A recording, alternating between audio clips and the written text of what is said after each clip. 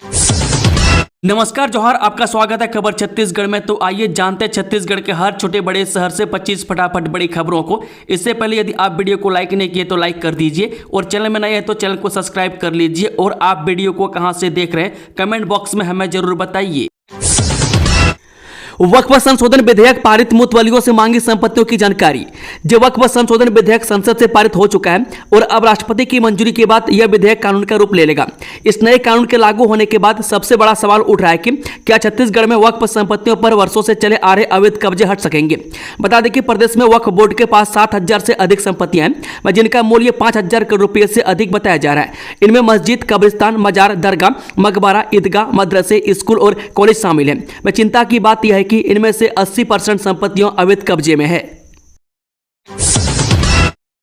बिरगांव नगर निगम में बजट के दौरान हंगामा, विपक्ष के पार्षदों ने महापौर पर डाला पानी, लगाई मुर्दाबाद के नारे।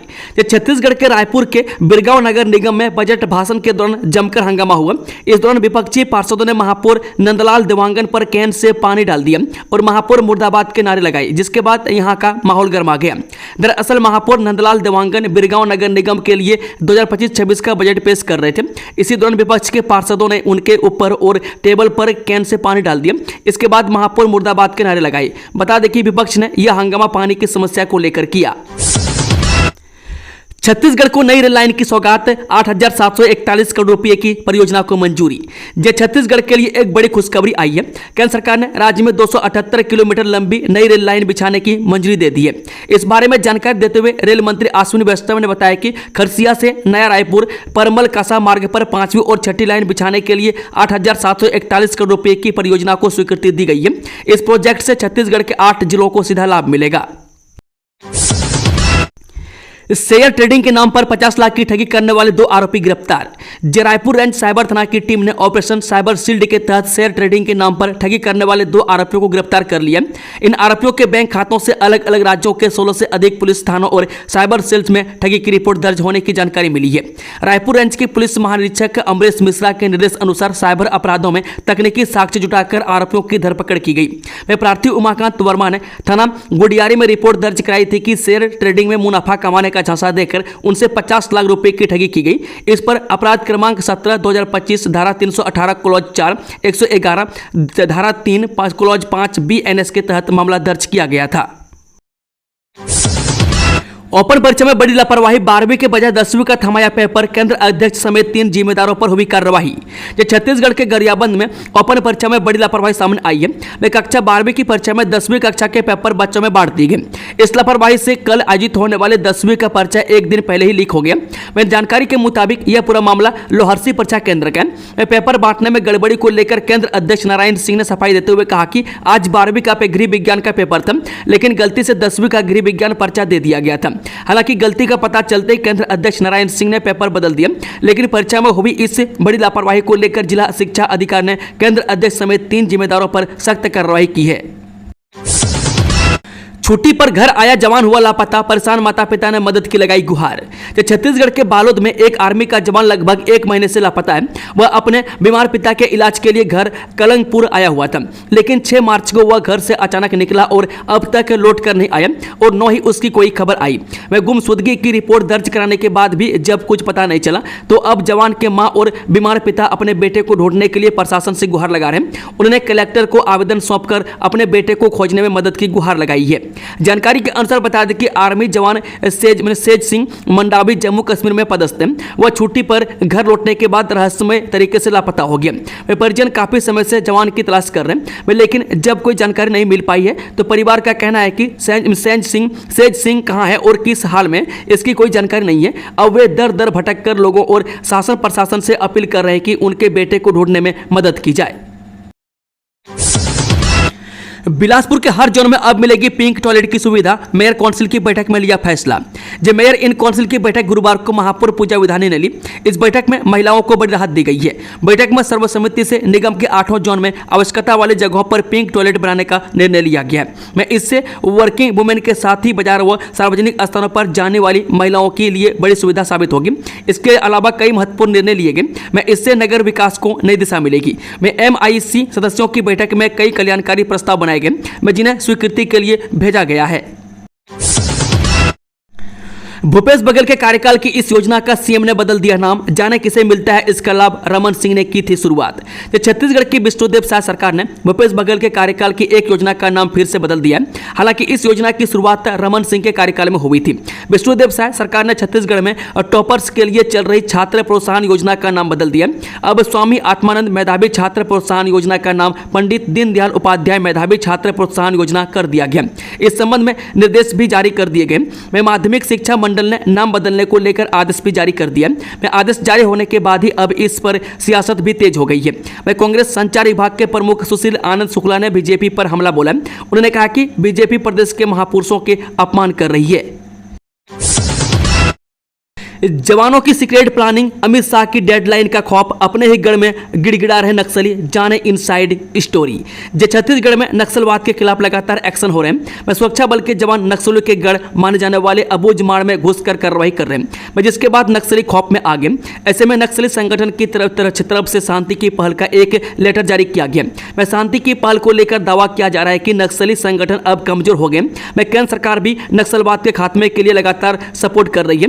केंद्रीय मंत्री अमित शाह लगातार नक्सलवाद के खिलाफ रणनीति बना रहे हैं और उसकी मॉनिटरिंग कर रहे हैं। फिर चौंकाने की तैयारी में है बीजेपी। 3 नेताओं को कैबिनेट में मिल सकती है जगह, इनके नाम की सबसे ज्यादा चर्चा। जो छत्तीसगढ़ की विष्णुदेव साय सरकार ने लंबे इंतजार के बाद बुधवार रात को निगम मंडल और आयोग के अध्यक्ष और उपाध्यक्षों की एक लिस्ट जारी कर दी है। दूसरी भी लिस्ट जल्द आ सकती है। राजनीतिक नियुक्तियां होने के बाद अब एक बार फिर से कैबिनेट विस्तार को लेकर अटकलें शुरू हो गई है। माना जा रहा है कि नवरात्र के बाद सरकार कैबिनेट का विस्तार कर सकती है। हालांकि इससे लेकर अभी तक कोई आधिकारिक पुष्टि नहीं की गई है। हाल ही में सीएम विष्णुदेव साय ने दिल्ली का दौरा किया था। दिल्ली दौरे में उन्होंने पीएम मोदी और केंद्रीय गृह मंत्री अमित शाह समेत सत्ता और संगठन के शीर्ष नेताओं के साथ मुलाकात की थी। दावा किया जा रहा है कि शीर्ष नेतृत्व की हरी झंडी मिलने के बाद ही सभी नियुक्तियां की गई है और कैबिनेट विस्तार को लेकर भी हरी झंडी मिल गई है। बालोद में चैत्र नवरात्रि को खास मना रही महिला कमांडो, चला रही नौ जागरूकता की पाठशाला, इन मुद्दों पर कर रही जागरूक।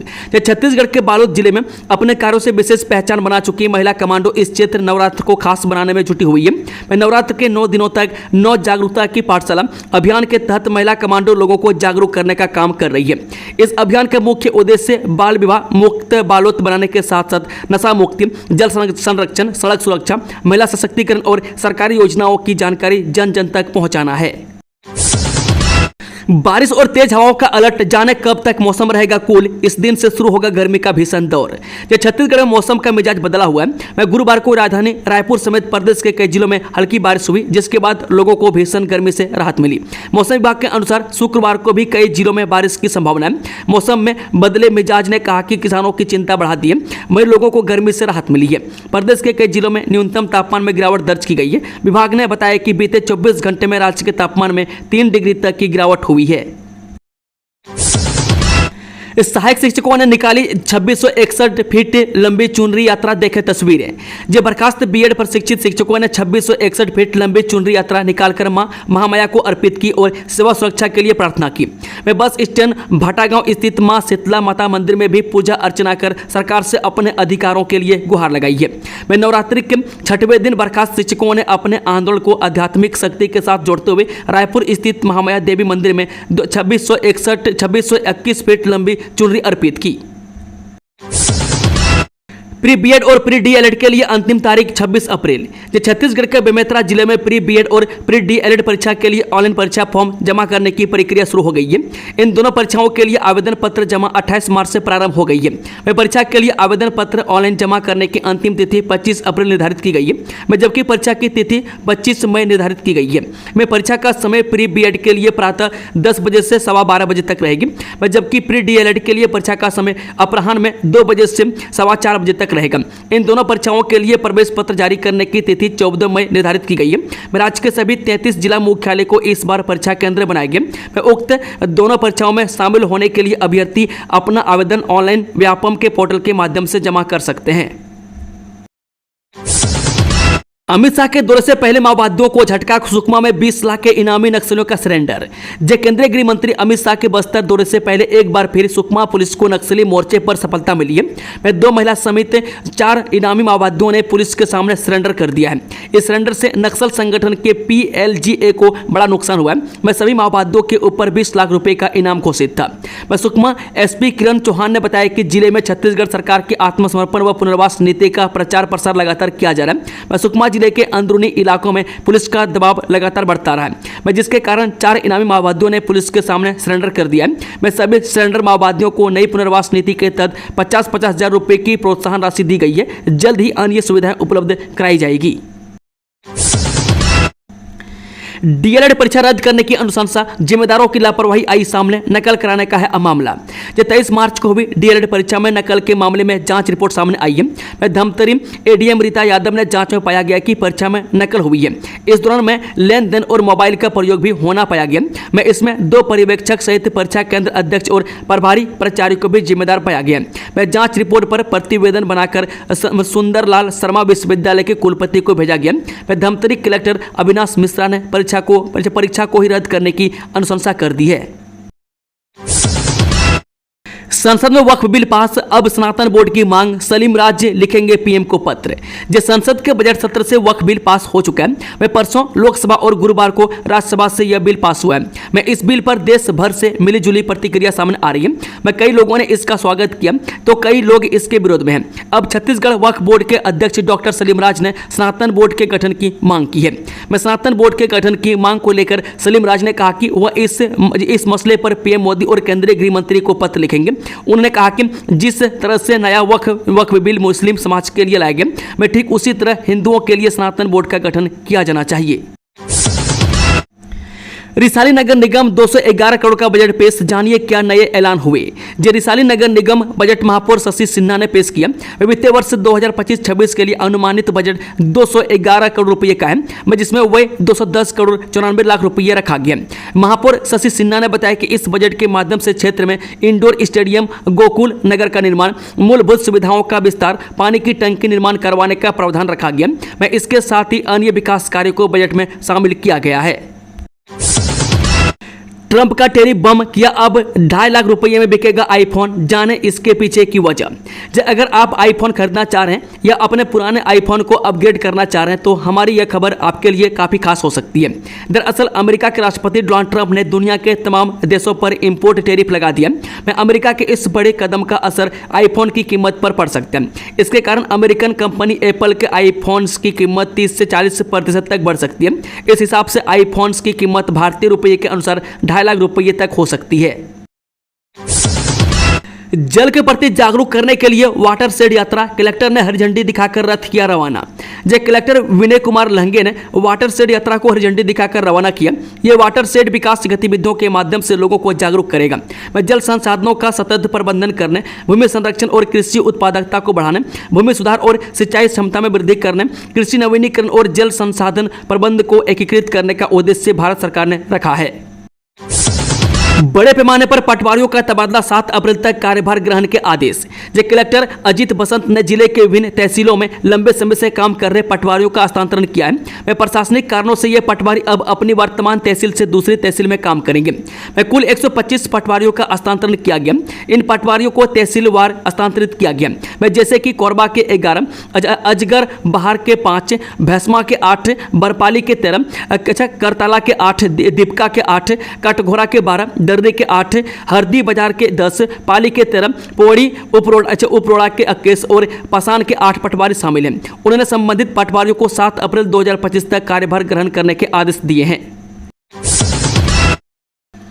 मांस मटन पर प्रतिबंध, इस दिन नहीं खुलेंगी दुकानें, नियम तोड़ने पर होगी कड़ी कार्रवाई। नगर पालिका निगम की महापौर मीनल चौबे के निर्देश पर 6 अप्रैल को रामनवमी पर्व के अवसर पर नगर निगम रायपुर के पूरे क्षेत्र में मांस और मटन का विक्रय पूरी तरह से प्रतिबंधित कर दिया गया। यह निर्णय छत्तीसगढ़ शासन के नगरीय प्रशासन एवं विकास विभाग के आदेश के तहत लिया गया। बता दें कि नगर निगम स्वास्थ्य विभाग की ओर से स्वास्थ्य अधिकारी डॉक्टर तृप्ति पानीग्रही ने इस संबंध में आदेश जारी करते हुए कहा कि रामनवमी पर्व के दिन रायपुर नगर पालिका निगम के अंतर्गत सभी पशु वध गृह और मांस मटन विक्रय की दुकानों को बंद रखा जाएगा। अगर इस दिन कोई भी व्यक्ति मांस या मटन विक्रय करते पाया गया तो उसके मांस मटन को जब्त किया जाएगा और उसके खिलाफ कड़ी कार्रवाई की जाएगी। पीईटी पीपीएचटी परीक्षा 8 मई को, आवेदन प्रक्रिया शुरू 17 अप्रैल लास्ट डेट। जी हां, प्रदेश में इंजीनियरिंग और फार्मेसी में एडमिशन के लिए व्यापम द्वारा आयोजित की जाने वाली प्री इंजीनियरिंग टेस्ट यानी कि पीईटी और प्री फार्मेसी टेस्ट यानी कि पीपीएचटी 8 मई को होगी। छत्तीसगढ़ व्यावसायिक परीक्षा मंडल यानी कि व्यापम द्वारा शैक्षणिक सत्र 2025 के लिए पीईटी एवं पीपीएचटी की प्रवेश परीक्षा के लिए आवेदन प्रक्रिया शुरू कर दी गई है। परीक्षा से संबंधित विस्तृत जानकारी और आवेदन पत्र व्यापम की आधिकारिक वेबसाइट पर उपलब्ध है। नक्सल प्रभावित बीजापुर में खुलेंगे 250 स्कूल, कभी गूंजती थी बंदूक की आवाज, नन्हे बच्चे सीख रहे हिंदी अक्षर का ज्ञान। छत्तीसगढ़ के नक्सल प्रभावित क्षेत्र बीजापुर में जहां छोटे छोटे बच्चे पहले केवल खून और गोलीबारी को समझा करते थे, वहां अब वो अक्षरों का ज्ञान प्राप्त करेंगे। दरअसल कुछ दिन पहले बीजापुर जिले के घनघोर नक्सल प्रभावित अंडरी इलाके में मुठभेड़ में 2 दर्जन से अधिक माओवादी मारे गए थे। इस इलाके पर अब एक गाँव है मुदवेंडी, जहाँ प्राइमरी स्कूल इसी सत्र में शुरू किया गया। इस संदर्भ में विभागीय अफसरों का कहना है कि मुतवेंडी में 20 साल बाद स्कूल खुला है। जिले में अब तक 250 स्कूल खोल दिए गए। यहां गोंडी बोलने वाले आदिवासी परिवार के नन्हे बच्चे हिंदी का अक्षर ज्ञान और सीख रहे हैं। हिंदू छात्रा ने प्रिंसिपल पर धर्मांतरण का लगाए आरोप, कलेक्टर को ज्ञापन सौंपकर की कार्रवाई की मांग। जसपुर जिले के Holi cross nursing college Kunkuri में एक हिंदू छात्रा ने कॉलेज की प्रिंसिपल सिस्टर विंसी जोसेफ पर गंभीर आरोप लगाए। वह छात्रा का कहना है कि उसे ईसाई धर्म अपनाकर नन बनने के लिए दबाव डाला गया और जब उसने मना किया तो कॉलेज प्रबंधन ने उसके साथ भेदभाव करना शुरू कर दिया। वह छात्रा ने आरोप लगाया कि धर्म परिवर्तन करने से इनकार करने पर उसे हॉस्टल से निकाल दिया गया और कॉलेज परिसर में प्रवेश से भी रोक दिया गया। वह छात्रा का कहना है कि उसने कॉलेज में फर्स्ट ईयर में दाखिला लिया था और लगभग 3 महीने बाद से ही प्रिंसिपल ने उसे बार बार धर्मांतरण और नन बनने के लिए दबाव डालना शुरू कर दिया। वह जब छात्रा ने इसका विरोध किया तो उसे मानसिक प्रताड़ना का सामना करना पड़ा। वह 1 अप्रैल 2024 को कॉलेज प्रबंधन ने उसे हॉस्टल से निकाल दिया और उसे परीक्षा से भी वंचित करने की कोशिश की। हालांकि उच्च अधिकारियों से शिकायत करने के बाद उसे परीक्षा में बैठने दिया गया, लेकिन प्रैक्टिकल परीक्षा से बाहर रखने की कोशिश की गई। रायपुर से जुड़े ग्रामीण इलाकों में होगा सड़क निर्माण, शहर के 2 जगहों पर बनेगी आधुनिक लाइब्रेरी, नगर निगम ने भेजा प्रस्ताव। छत्तीसगढ़ में रायपुर नगर निगम शहर से लगे ग्रामीण इलाकों में आंतरिक सड़क का निर्माण कराए जाएंगे, जिसके लिए निगम ने 20 करोड़ रुपए का प्रस्ताव बनाकर राज्य शासन के पास मंजूरी के लिए भेजा है। इसी तरह बूढ़ा तालाब की तर्ज पर राजधानी के 5 अन्य तालाबों के पास नए वेंडिंग जोन बनाए जाएंगे। इसके लिए सिटी डेवलपमेंट प्लान में प्रावधान किया गया है। रायपुर नगर निगम सीमा क्षेत्र में शामिल लभांडी, आमा सिवनी, भाटागांव, रायपुरम, सरोना, सड्डू, अमलीडी और चंदनीडी इलाके में लोगों के आवागमन को सुगम बनाने के लिए आंतरिक रोड का निर्माण कराया जाएगा। दुर्ग में आंगनबाड़ी सहायिका पद पर निकली भर्ती, 15 अप्रैल तक कर सकते हैं आवेदन। छत्तीसगढ़ एकीकृत बाल विकास परियोजना कार्यालय दुर्ग, भिलाई 2 नगर निगम भिलाई चरोदा, भिलाई 3 के लिए आंगनबाड़ी सहायिका के रिक्त पदों पर भर्ती की जा रही है, जिसके लिए 15 अप्रैल तक आवेदन कर सकते हैं। इसके अलावा कार्यालयीन समय में सीधे पंजीकृत डाक द्वारा जमा किया जा सकता है। निर्धारित तिथि के पश्चात प्राप्त आवेदन स्वीकार नहीं किए जाएंगे। नगर निगम भिलाई चरोदा के अंतर्गत वार्ड क्रमांक 30 के आंगनबाड़ी केंद्र शिव चौक उर्ला, वार्ड क्रमांक 40 के आंगनबाड़ी केंद्र स्कूल पारा गनियारी, वार्ड क्रमांक 37 के आंगनबाड़ी केंद्र हरिजन मोहल्ला सिरसा कलम, वार्ड क्रमांक 9 के आंगनबाड़ी केंद्र शीतलापारा भिलाई 3, वार्ड क्रमांक 6 के आंगनबाड़ी केंद्र हाउसिंग बोर्ड कॉलोनी उमदा, वार्ड क्रमांक 2 के आंगनबाड़ी केंद्र बगीचा पारा हथखोज, वार्ड क्रमांक 17 के आंगनबाड़ी केंद्र देवनगर जामुल और वार्ड क्रमांक 14 के आंगनबाड़ी केंद्र दीनदयाल अटल आवास जामुल में आंगनबाड़ी सहायिका के आवेदन पत्र आमंत्रित किए गए हैं। प्रदेश में बर्ड फ्लू की पुष्टि, इस जिले से मुर्गियों और अंडे लाने पर लगी रोक, दिए ये निर्देश। कोरिया जिले के बेकुंठपुर स्थित शासकीय कुक्कुट पालन प्रक्षेत्र में बर्ड फ्लू यानी कि एवियन इन्फ्लुएंजा के संक्रमण की पुष्टि होने के बाद प्रशासन ने स्थिति पर कड़ी नजर रखना शुरू कर दिया। प्रशासन ने संक्रमण को फैलने से रोकने के लिए तत्काल कदम उठाए, जिसमें मुर्गी और अंडों की बिक्री पर पूरी तरह से रोक लगा दी गई है। 800 बोरियों से ज्यादा खाद की हुई हेराफेरी, ऑडिट रिपोर्ट में खुलासा होते ही मचा हड़कंप। छत्तीसगढ़ के बेमेतरा जिले में खाद घोटाले का एक बड़ा मामला सामने आया।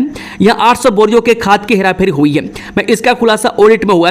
इस मामले का खुलासा होते ही हड़कंप मच गया। मैं बेमेतरा जिले के साझा ब्लॉक के अंतर्गत आने वाले सेवा सहकारी समिति सोगन में एक बड़े खाद घोटाले का हुआ। मैं ऑडिट 2024-25 के निरीक्षण के दौरान इसका खुलासा हुआ है।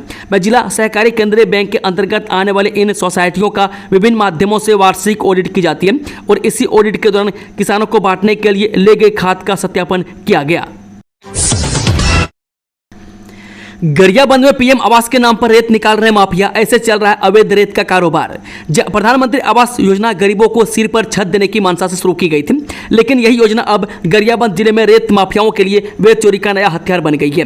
मैं आंकड़े बयां कर रहे हैं कि जिले में महज 46 प्रधानमंत्री आवास निर्माणाधीन है, लेकिन रेत की ढुलाई में लगे ट्रैक्टर हर दिन सैकड़ों ट्रिप लगा रहे हैं। ये रेत पीएम आवास के नाम पर निकाली जा रही है। बता दें कि नगर पालिका के मुताबिक लगभग 95% यानी 771 में से 725 आवास पहले ही बन चुके हैं। वह बचे 46 घरों के लिए अधिकतम 184 ट्रिप रेत की जरूरत है, लेकिन हकीकत यह है कि रोजाना 100 से ज्यादा ट्रिप रेत नगर और आसपास में खपाई जा रही है। यही हाल मालगांव में भी है, मैं जहां लगभग 65% कार्य यानी 80 में से 49 मकान बन चुके हैं और बचे हुए 31 के लिए महज 124 ट्रिप रेत चाहिए, पर खपत इसका कई गुना अधिक है।